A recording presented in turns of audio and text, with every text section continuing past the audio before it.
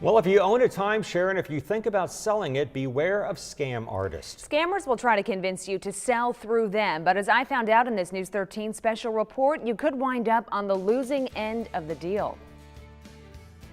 It sounds good, but the best thing to do is to leave them alone. Billy Graham is speaking from experience. He and his brother bought into more than $30,000 worth of timeshares, only to find out they couldn't even use them when they wanted to. When you buy into timeshare, it's almost like there's so much paperwork to that fine print that you don't see.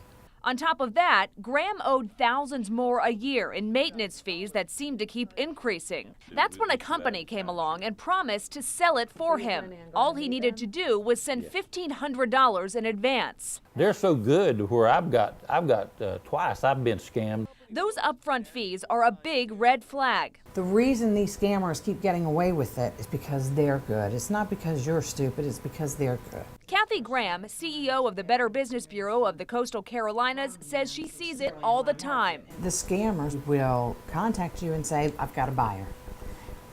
This person wants this place bad. I've got the money in escrow. All I need you to do is send lawyer fees over $1,500, $2,000. Graham says scammers often prey on emotions and take advantage of desperate owners in tough financial straits. So the scammers have picked up on that. People are getting older. They don't have the same income they used to have.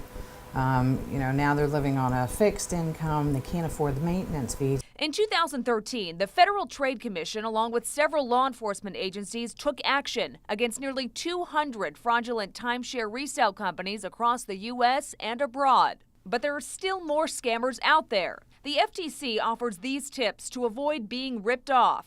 First and foremost, research the company before you agree to pay them any money, because the Attorney General or your local BBB may have already issued a warning. Number two, deal only with licensed real estate brokers or agents. You can verify their license with your local real estate commission. 3, get all terms in writing before you agree to anything. That includes details of the sale, fees, cancellations, and refunds. Number 4, consider doing business only with a company that gets paid after the timeshare is actually sold. Don't ever wire money or pay in cash. And 5, always be alert to repeat scams. Once you fall for a timeshare scam like that and you sent the $1,500, I'm like, here, I got one.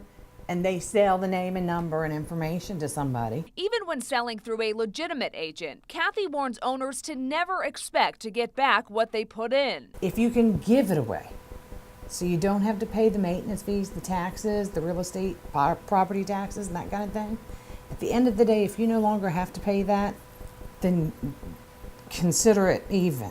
You're not going to make a profit on it. And if you ask Billy, who's been scammed more than once, it's not worth the headache. Would you ever recommend to somebody else to buy a timeshare? No, definitely not. They would be better to stay away from it. Now, I should mention that not everyone has a bad experience with timeshares. Kathy Graham says if you're able to afford the maintenance fees and use the properties every year, it can be a good value. If you are looking to sell your timeshare, you can find a whole bunch of tips and helpful links online at WBTW.com. Just search for my story.